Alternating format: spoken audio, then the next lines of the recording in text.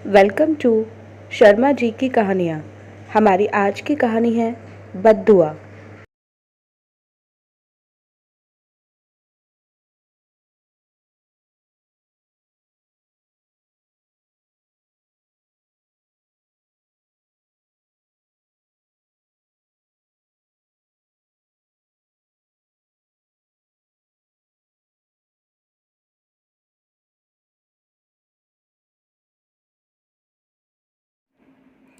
आजकल सत्संग का समय 8 बजे का हो गया है।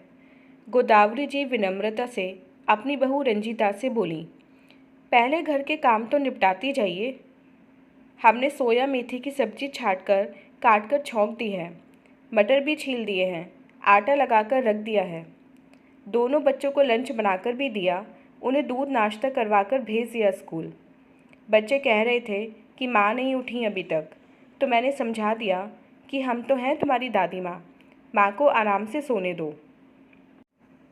अब हम चलें, थोड़ी देर सत्संग में मन लगाएंगे, बहुत अच्छा लगता है वहाँ। हमने अभी चाय नाश्ता नहीं किया है, वहाँ से आकर करेंगे। कहते हुए गोदावरी जी ने चलने के लिए अपनी छड़ी उठाई तो रंजीता ने झाड़ू पोंछा उनके सामने लाकर रखते हुए कहा, चाय नाश्ता तो बात की बात है, जब काम करोगी तभी चाय नाश्ता भी मिलेगा। अभी कपड़े धुलना और घर की साफ़ सफाई तो बाकी है, पहले पूरे घर में झाड़ू पोछा लगाइए।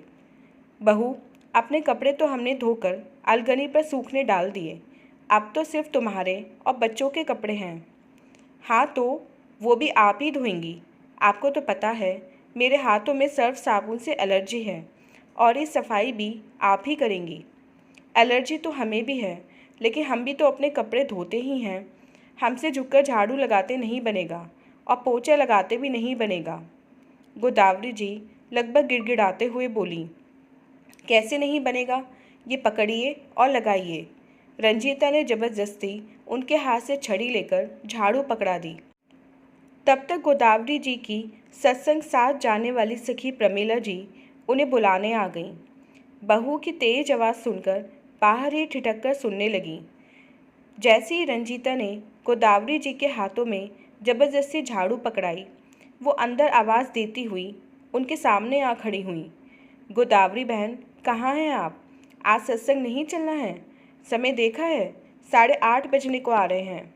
आपका इंतज़ार देख रही थी, लेकिन जब आपको देर देखी तो देखने चली आई कि आपको देर क्यों हो रही है। फिर उनके हाथों में झाड़ू देखकर चौंकते हुए बोली, बहन, अब आपकी ये उम्र तो नहीं रही कि घर का झाड़ू पोछा करें। कल ही तो आप कह रही थीं कि आपकी कमर और घुटनों में असहनीय पीड़ा होती है, आपको चलने फिरने में तकलीफ़ होती है। इसे किनारे रखिए और चलिए मेरे साथ। आज सत्संग में सबको अपनी अपनी बेटे बहुओं के बारे में बताना है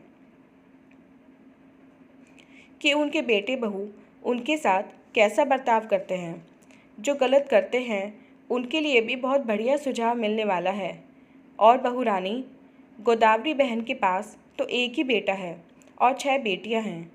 कम से कम अपना दुख दर्द कहने के लिए बेटियां तो हैं, लेकिन तुम्हारे तो 2-2 बेटे हैं।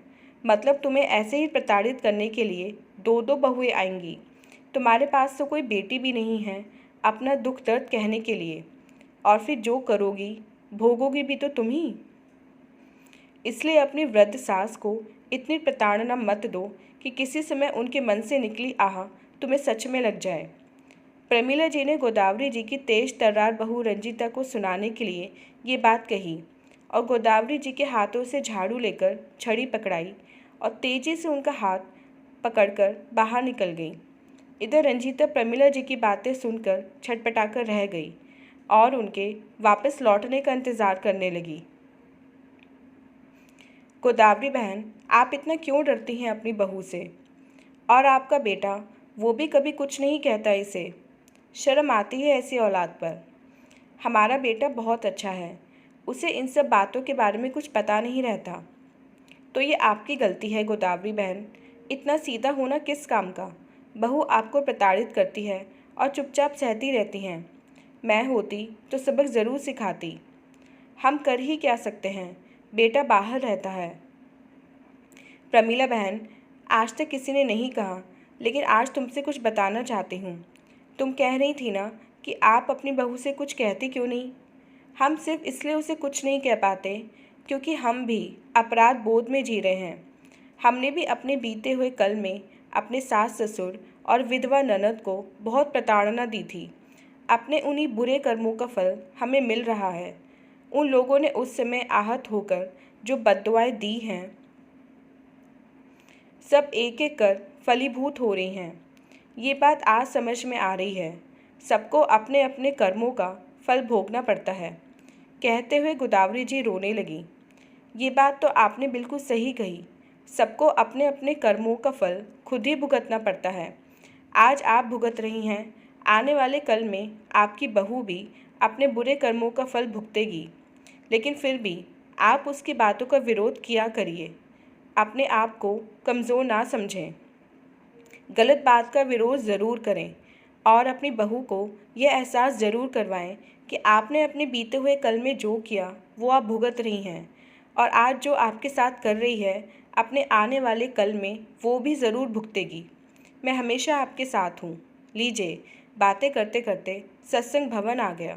कहते हुए प्रमिला जी और गोदावरी जी अंदर चली गईं। सत्संग के बाद गोदावरी जी घर पहुँची तो देखा रंजीता बैठी बुरी तरह सुबक रही थी। देखकर गोदावरी जी से रहा नहीं गया तो बड़े ही प्यार से सिर पर हाथ फिराते हुए पूछने लगी, क्या हुआ? तुम तो रोज़ हमें 9 आंसू रुलाती हो, आज तुम्हें रुलाने की हिम्मत कौन कर बैठा? अपने कर्मों की सज़ा भुगतने की तैयारी कर रही हूँ। मेरा बेटा मुझे ही सुनाकर गया है कि मैं आप जैसी औरत के साथ कभी नहीं रहूँगा। अभी आप दादी का जीना दुश्वार करती हैं, कल जब मेरी बीवी आ जाएगी तब आप उसका जीना मुहाल करेंगी, जो मैं कतई बर्दाश्त नहीं करने वाला। इसलिए मैं तो जॉब लगते ही अपने लिए अलग घर ले लूँगा। माँ जी, उसने कुछ गलत भी तो नहीं कहा। मैं आपके साथ कितना गलत करती हूँ वो सब बच्चे भी देखते हैं, और वो वही सीखेंगे जो देखते हैं। आप मुझे मेरी अब तक की गलतियों के लिए माफ़ कर दें। कहकर रंजीता गोदावरी जी के कदमों में झुक गई। गोदावरी जी आंखों में आंसू लिए अपनी बहू को माफ़ कर देती हैं।